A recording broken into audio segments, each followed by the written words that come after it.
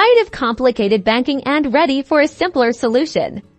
Let's unlock the secrets to opening a Chase bank account in just a few easy steps. First, decide if you want to open your account online or visit a local Chase branch. Both options work, so pick whichever suits you best. If you're opening online, head to Chase.com and click on the Open an Account section. You'll find a range of options, from checking to savings, each with unique benefits. Take the time to compare the different account types. Look at features like minimum balance requirements, monthly fees, and interest rates to find the perfect fit for your financial needs. Next, gather your required documents. Typically, you'll need a governmentist photo ID, like a driver's license, and your social security number or tax identification number. Proof of address, like a utility bill, might also be requested.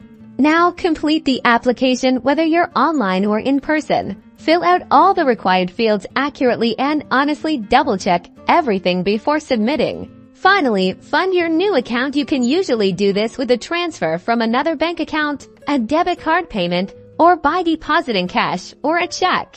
And that's it. You're now a Chase customer, ready to enjoy convenient banking and manage your finances with ease. For more banking tips and tricks, don't forget to subscribe.